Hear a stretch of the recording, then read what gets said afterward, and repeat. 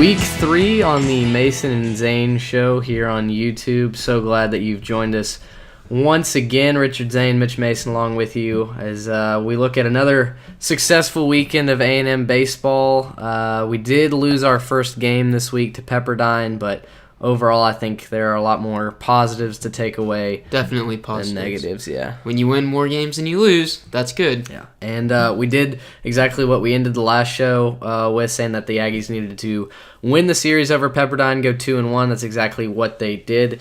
We're going to launch into the recap of that weekend right now. The Aggies took Friday night's game 3-0. Brigham Hill was absolutely dominant on the mound. Absolutely nails. Has yet to allow a earned run or maybe even a run all year. Just dominant individual on the mound. Yeah, doesn't have an earned run for sure. His line from Friday was 7 2/3. He faced 27 batters, 10 strikeouts, only 1 walk.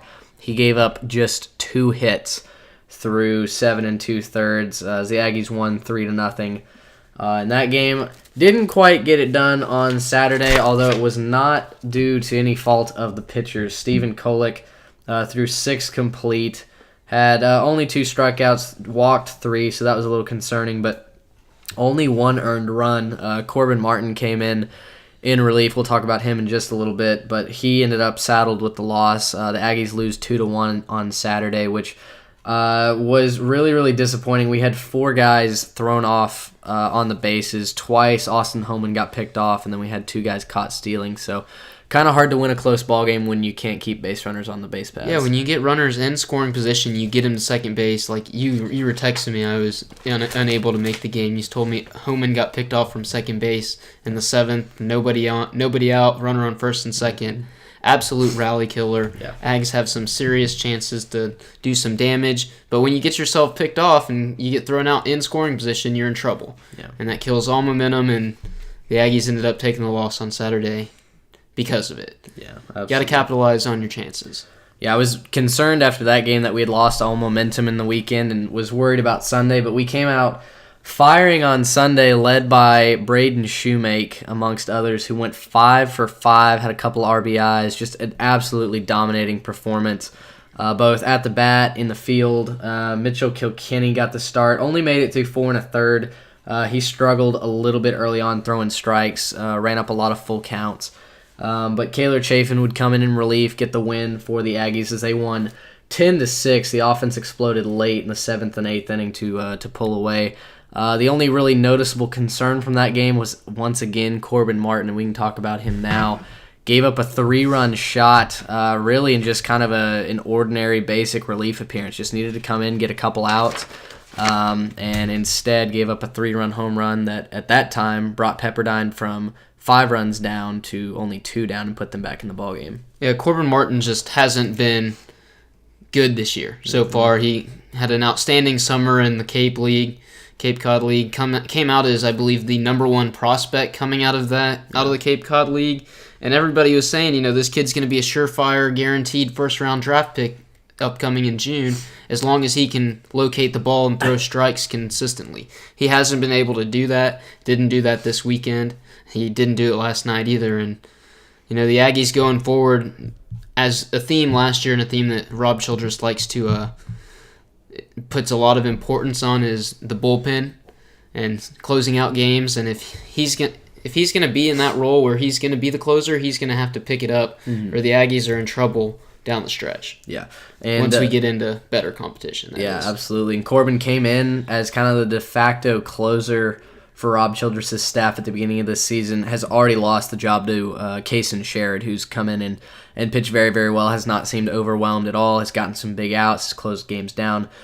So we'll see what Childress does going forward, but right now he's definitely riding the hot hand in Sherrod, and Martin seems to be kind of in limbo a little bit right now. It's kind of like we're in a situation last year where we had Ryan Hendricks, who was supposed to be the closer coming out of camp, couldn't get the job done. Ball was handed over to Mark Ecker, and he took the most out of his advantage, out of his chance, and so we'll watch that going forward. Definitely this weekend will tell a lot is how Rob Childress is going to let the bullpen shake out, and it's going to tell a lot about other aspects of the game too. Yeah, about absolutely. this very young Aggies team. So we will move into the midweek recap.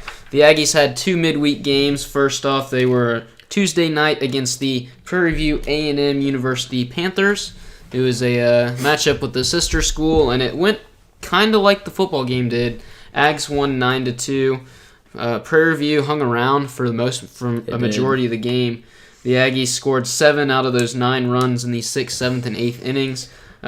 Jason Doxakis, he had a bad start last Tuesday against SFA, rebounded. He was able to throw 5 innings, only gave up 2 earned runs. And then Landon Miner came in, got the W for the Aggies. Mm-hmm. Other than that, Shoemake got his first look at shortstop. Austin Homan was given part of the night off. Shoemake would eventually move over to second when Homan came in as a pinch runner for Gutierrez in the 6th. Then Wednesday night against Incarnate Word, Ags won 12-5.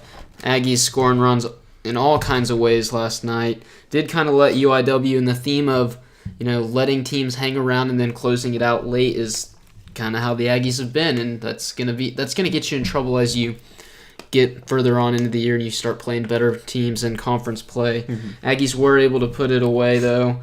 Joel Davis, big night, had an outstanding night. Man went 4 for 4, scored 3 runs, 5 RBIs, a home run, 2 triples, and a single. His last at-bat in the 8th, he hit a ball over the center fielder's head. He was a double shy of the cycle, and everybody's standing up thinking we just got to witness a cycle. And we saw Joel Davis turn and go for third. And kind of in my heart, I was hoping he'd get thrown out going to third, but he made it in standing up. Just an outstanding night. I can try and go ahead and calculate that up. That would be 14 total bases last night for Joel Davis. Yeah. Absolutely outstanding. Good night to see him rebound. He had a bit of a tough weekend. Had 3 hits on the weekend, but he only had 1 going into the game on Sunday, and even then it took until his last 2 at-bats to get 2 more singles. So he's homered in back-to-back games now. He hit a home run on Tuesday night, too. Yeah, he did. So it's good to see him start to swing the stick a little bit. What I noticed over the weekend was he was falling behind early in counts, getting a lot of 0-2, 1-2 counts, and then just not being able to pull the trigger, on a breaking pitch or a fastball in on the hand. So it was nice to see him correct that during the midweek game. So done a lot of damage ahead in the count and even counts last night. Yeah, I did. So if you get behind Joel Davis, you're in trouble. Just FYI, warning to all the pitchers out there who are going to face him this weekend and in weeks upcoming. It's good for us. Definitely. So we're going to go ahead and move into the recap from around the conference, the best baseball conference in the nation, the Southeastern Conference. Number 4, South Carolina dropped 2 games this week. First off, they lost on Thursday 6-5 to Kansas State, and then they lost to Wright State 5-1 on Sunday. Whoops. The Gamecocks are now 6-3. I believe they have dropped since that last ranking. Yeah, D1 has them at 5. They are now 5. Yeah. Just 1 spot after those 2 losses. They are now 6-3 headed into this weekend. Mm-hmm. That's kind of concerning considering that Kansas State and Wright State aren't top of the line competition. Not known for their baseball programs. Exactly. And number 6, Vanderbilt dropped a game to the University of Illinois at Chicago. 5-3 in 10 innings at home on Friday night. Vanderbilt also 6-3. What's up with Tim Corbin and the Vandy boys? I don't really know. Obviously, they've lost a lot of talent to the draft, and I think it's just kind of a case of what the Aggies will inevitably see this year. I think especially after this weekend is just they've got a lot of young ball players that maybe aren't living up to the expectations that were set by guys like Dansby Swanson and Carson Fulmer and Walker Buehler. So, it's hard to continue that frontline success each and every year. But, Corbin's obviously one of the nation's best coaches. He'll turn it around. Yeah, they'll figure it out. He'll get it figured out. Yeah. I don't really think there's anything to be concerned with Vanderbilt so far. They just haven't been playing very well recently. I'm sure they'll get it fixed. There was a marquee weekend series this past week. Number 17, Miami Hurricanes out of the ACC visited number 2 Florida in Gainesville. That's where I always get Gainesville and Tallahassee confused. Gainesville. So But much anyways, for Marquee. Yeah, so much for that. The Hurricanes left Gainesville without a win and only scored 2 runs all weekend.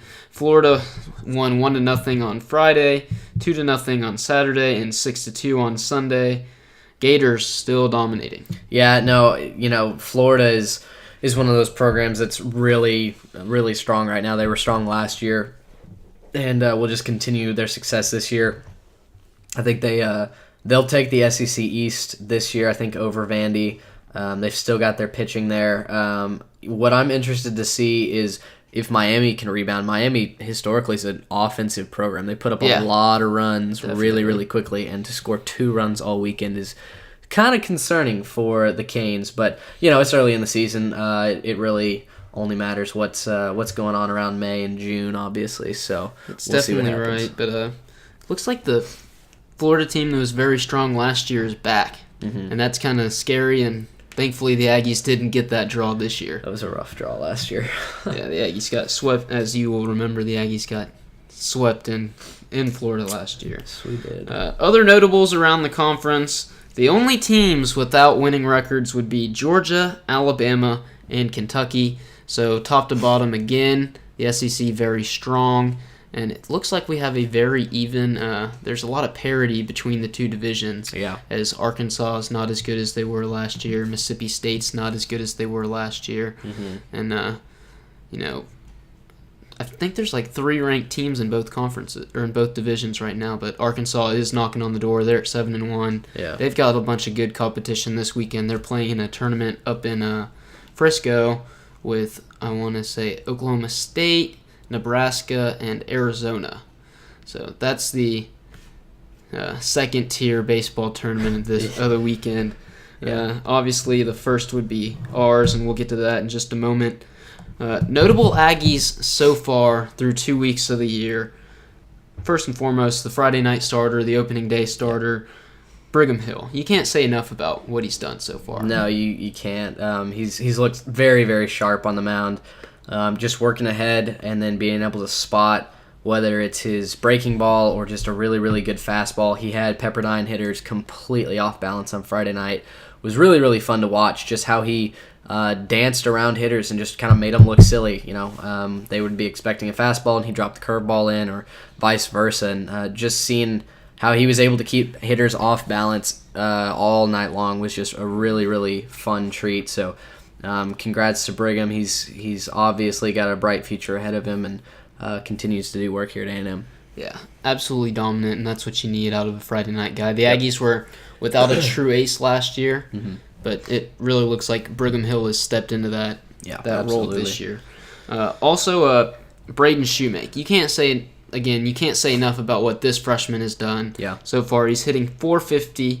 He's got 15 RBIs through 2 weeks of the year. And early out of the gate, he's tossed his hat into the rings. If you look at the message boards, a lot of people are already saying that he's going to have the best freshman campaign out of any Aggie in any sport. Robert Williams, the basketball team, might have something to say about that. Yeah. Cliff Pennington in years past might have stuff to say about that. And, of course, your redshirt freshman Heisman winner, Johnny Manziel, also might have something to say about that. But as far as true freshman goes, he's been absolutely outstanding. Yeah. I can't wait to see the 6'4" freshman move over to shortstop either later on in the year or next year after Homan's gone, because he's fun to watch. He's very sound defensively. Yeah, he's got it all. Exactly. Made his first error last night, unfortunately. Shows that he's human. He's not perfect. Right. But also, Nick Chorby, 441, 14 runs scored out of the leadoff spot so far this year. He's doing a great job of getting on base. I was a naysayer coming into the season. I thought Nick Chorby wasn't a very good leadoff man, but he's done. This is just going to be a theme that I'm going to harp on all year if he keeps this up. He's making me look like an idiot, and I'm thankful he's making me look like an idiot because he's been outstanding out of the leadoff spot. Mm-hmm. Overall, the bats have been outstanding. Yeah. Everybody's batting above 300. I think above 326. Joel Davis is the lowest man above 300 at 326. But then you got 3 guys who need to pick it up big time. Yansha at 216. Pennington in the cleanup spot at 206, and Austin Homan at 200. Yeah. Homan got a night off on Tuesday, came in last night, had an RBI single. So, something to watch going forward. But if you've got 6 out of 9 guys who are absolutely smoking the ball, chances are you're going to be okay. Yeah, no, it's just kind of interesting to see how Jancha's approach to the plate, I think, has changed a little bit. I don't know if he's changed his swing. Last year he was just real late on anything. He had a real elongated swing from what I could see. Looks like he's shortened it up a little bit, but I'm just not seeing the power from him. Even not last night. It might have been Tuesday night. Got a pitch right down the middle. Looked like he squared it up, on TV, but it was just kind of a lazy pop fly to right field. So, he's just lacking a little bit of power, it looks like right now. As for Homan, I don't really know what's going on. He kind of, honestly, I think he fooled everybody last year. Right. Batting over 400. I don't think he was ever the guy that's going to... No. He's never going to hit for power. I think he had 1 home run last year, and it was that 1 run in the Kyle Simons no-hitter. Yeah. But, did we score? Anyways, not important. But, yeah, he's more of a spray hitter, and pitchers have started to figure him out. Yeah, I think so. And, he plays his position because he's good defensively. Yeah, exactly. That's about it. That's the only reason he's here. Exactly. So I don't really know if we can expect more than Homan. I'd like to see him get up to about 250, 275. Right. Instead of, flirting with the Mendoza line. Yeah, exactly. Long. Which, every Pepperdine hitter, which is worth noting, was, below the Mendoza line except for 2 batters. It's because they're all trying to hit home runs, and you got that marine layer at their ballpark, so the ball's just not going to fly, and it's just going to be pop-ups all day long. Their 3-hole hitter at one point was hitting less than .06. Well, what was it? It was last weekend. The Bowling Green DH was batting 100. He had 1 hit on the entire year. You're not going to be DH if you're not getting hits. Yeah. But the other note I have for notable Aggies is Corbin Martin. We've already harped on that. We won't harp on it anymore. He knows what he's got to do. So we will move on to the preview of this weekend. The Shriners Hospitals for Children College Classic in Houston, Texas. The premier college baseball pre-conference tournament each and every year. This year they've got their best lineup ever. So far, current rankings, you have number 11 Ole Miss, number 15 Texas A&M, and number 4 LSU out of the SEC. And then you've got the consensus number 1 team in the country, TCU.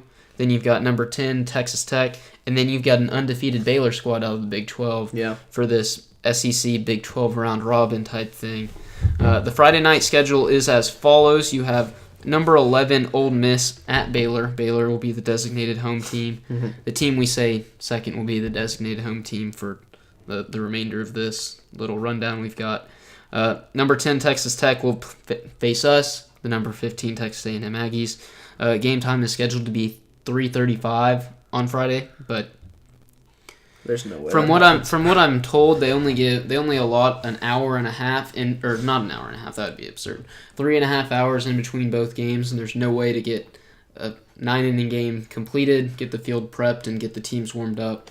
So chances are first pitch will be around 4 o'clock, 4:15 maybe. Yeah. I'm leaving here at 2 o'clock. I'm leaving College Station for Houston around 2. So hopefully we don't get to miss anything.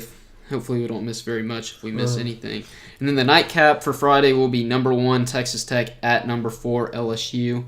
Probably your best matchup of the weekend, honestly. You mean TCU? TCU versus LSU, yes. Yeah.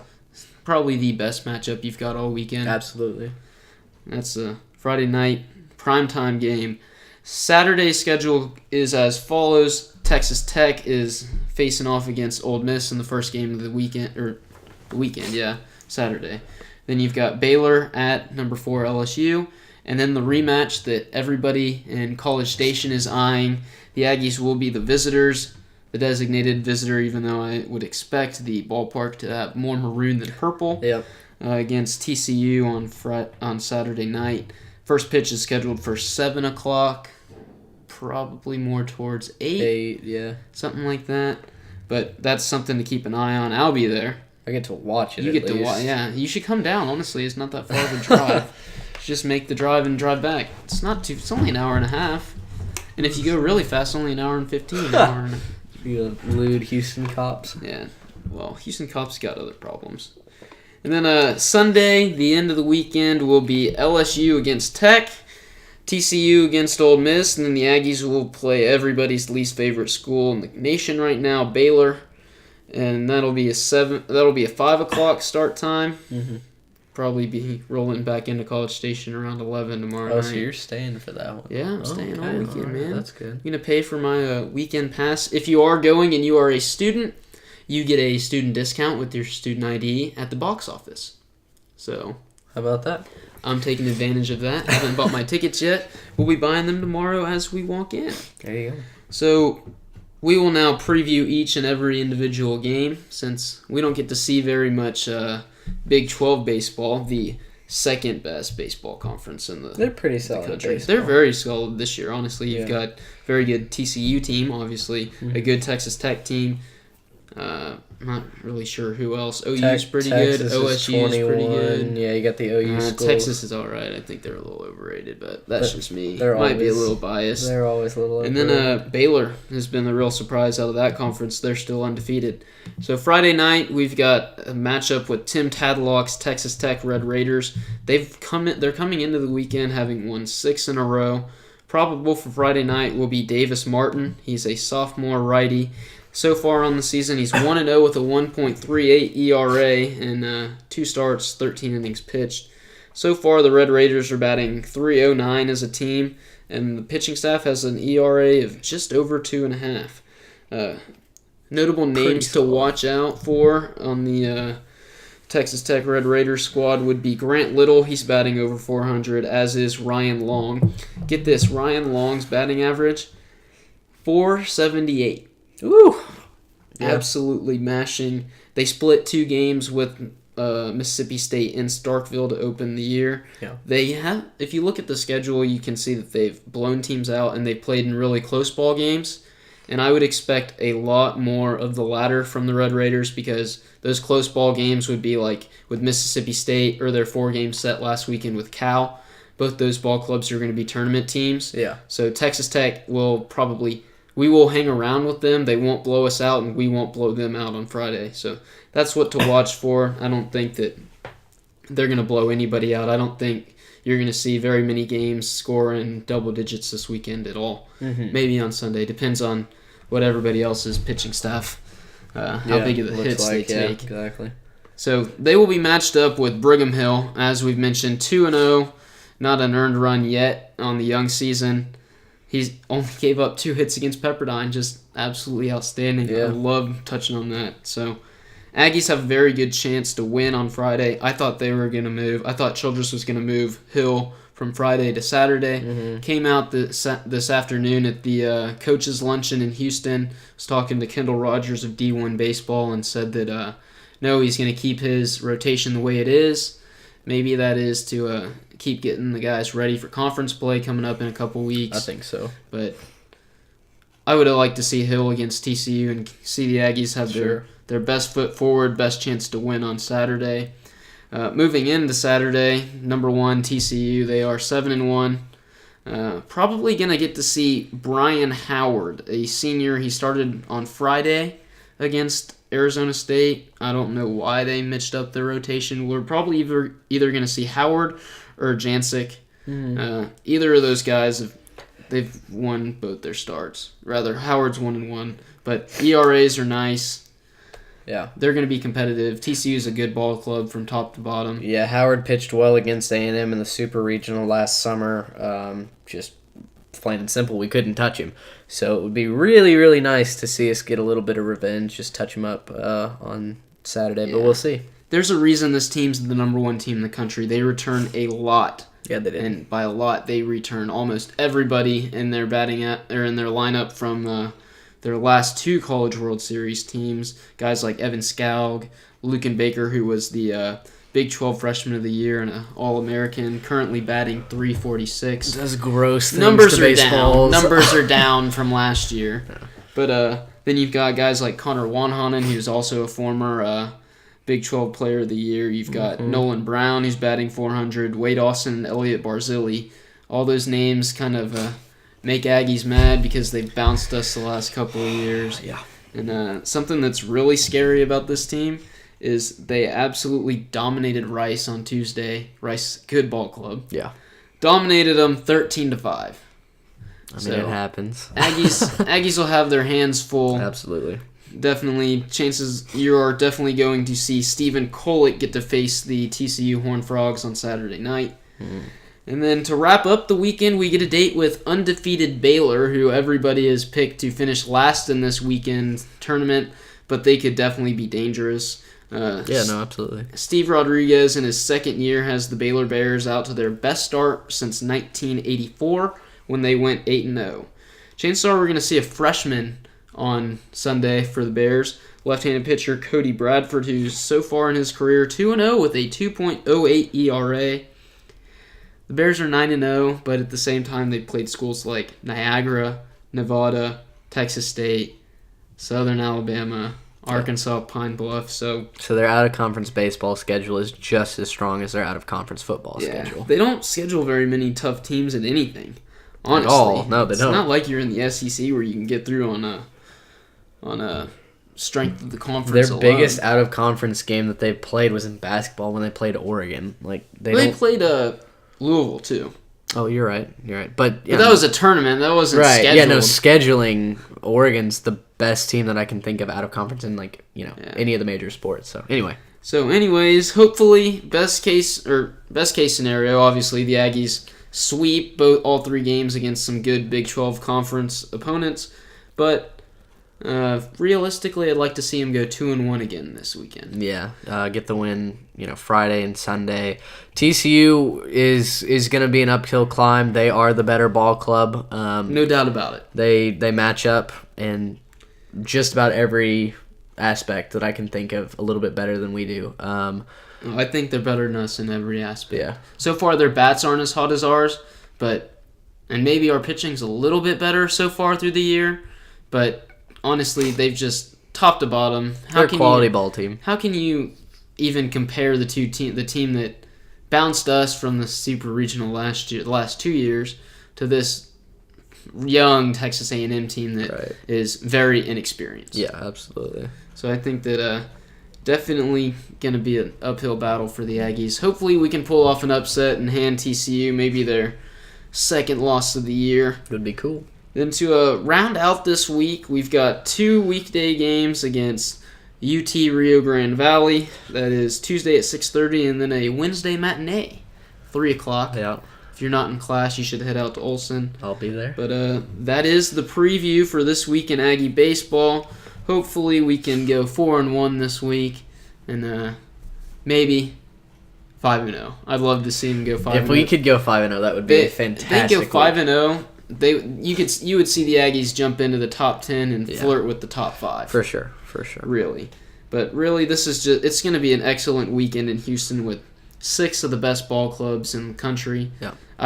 Honestly, I don't know why Baylor's not ranked. Being 9-0, being undefeated is tough through 2 weeks. Yeah, when you got teams that are 4-3 that are in the top 25, but you got a 9-0 squad that is a Division I team in a major conference, it's not like they're Wichita State. It's not like they're playing nobodies all year long. I mean, we're gonna find out who's who this weekend. Yeah, absolutely. Between the 6 teams, and A&M and Baylor are definitely the biggest 2 question marks so far. I think so. I'd really like to see us outperform Baylor, though. Right. Just personal bias, obviously. Yeah. So, other than that, I think that'll wrap it up for the preview. You want to go ahead and get into our players of the week? Yeah, sure. I'll let you have the second one because you like him a little more. All right. Because you guys are buddies on Twitter. All right. So our first player of the week, we've got 2 of them. Would be the freshman Braden Shoemake, absolutely dominating. Had 7 hits this weekend against a good Pepperdine team. Sunday he went 5 for 5 with 3 RBIs and a 2-run jack. Kid is batting .250 so far. He's got 15 RBIs. If he can keep this up, you could definitely, obviously, he would be the SEC Freshman of the Year. Yeah. And you might even make a case for the Golden Spikes Award. Obviously, if he keeps his average at 450. Right. But things are going to change. This weekend will tell just how good this freshman is. Yeah. But so far, last week in particular, was absolutely outstanding. Yeah, absolutely. I don't understand. He didn't win SEC freshman for his second week in a row, and I don't understand how he didn't. 7 hits in 3 games is awesome. Yeah. And don't forget his walk-off run scored against SFA. Yeah, I mean, other than that, he might want to spread the award around. I don't know, but he definitely deserved it week 1. I thought he deserved it week 2. Second player of the week that we have is Joel Davis, first baseman for your Aggies. The dude just bounced back from, what a lot of guys would consider kind of a tough week. He didn't really hit the ball all that well over the weekend until Sunday afternoon. Got a couple RBI singles, which I knew, did a lot for his confidence. But man, last night, against Incarnate Word, the dude just absolutely exploded at the plate. Like Richard was telling you, was 5 for 5. Nearly had the cycle. Had he stopped at second, I was so mad. He would have had the cycle. I was so mad. Joel, stop. Stop, man. You had it. But cycles don't happen often. Yeah, they're just as rare as no hitters. And I thought we had a chance at seeing it on Sunday with Braden when he went 5 for 5. But regardless, great job, Joel. Congratulations on that big game, and hopefully we can keep it up and keep the offense rolling in the middle of the lineup. Definitely. Yeah. We'll see. This week is going to tell a lot about how good these Aggies are. Yeah, absolutely. So. All right, well, I think that'll do it for week 3 for Richard Zane, Mitch Mason. So glad that y'all are rolling with us. Continue to watch the channel as we go throughout the season. So if you're traveling to Houston, stay safe. And BTHO Tech, BTHO TCU, and BTHO Baylor. All right, y'all have a good weekend.